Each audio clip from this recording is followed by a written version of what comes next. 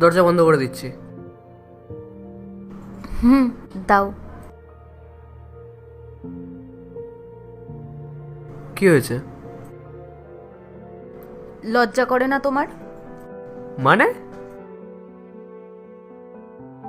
আমি কতবার বাহানা করে করে ঘরে এলাম, আর তুমি কিছু বুঝতেই পারছো না। কি হয়েছে?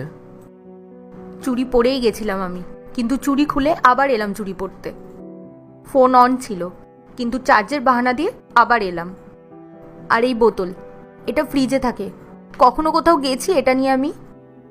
এত কিছুর পরেও তুমি কিছু বুঝতে পারছো না। কিন্তু হয়েছে এটা কি? কি বুঝবো? আমি যাচ্ছি আর তুমি শুধু বাই বলে দিলে। না আই লাভ ইউ বললে, না বললে তোমার কথা আমার মনে পড়বে। একটা হাগও করলে না, শুধু বাই বলে দিলে। আমি বাড়ি যাচ্ছি তাতেই আমার মনে হচ্ছে তোমাকে ছাড়া আমি এতদিন থাকবো কি করে। আর এইদিকে তোমার কোনো যাই আসে না। আমার কি কোনো ইম্পর্টেন্স নেই তোমার জীবনে? যাচ্ছ তো যাও, আমি কি কাজের লোক? আরে না পূজা। বাদ দাও, আমি কিছু আর বলতেই চাই না। এবার আমি ফাইনালি যাচ্ছি, বন্ধ করে দাও তুমি তোমার দরজা।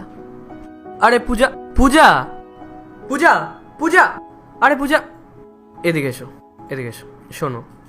কি হয়েছে? সরি, আমি বুঝতে পারিনি যে তুমি বারবার বাহানা দিয়ে আসছো। বুঝতে পারো না কি তুমি কিছু? এদিকে আসো। যাবো না। আরে মা, এদিকে এসো।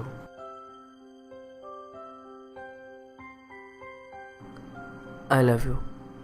সাবধানে যেও।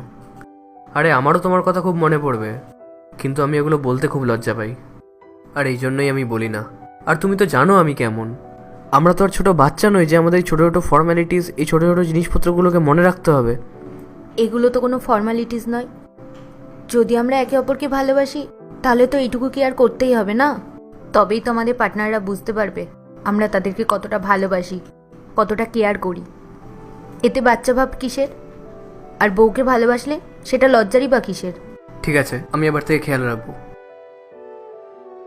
ও ম্যাডাম, আপনি কি যাবেন না নাকি?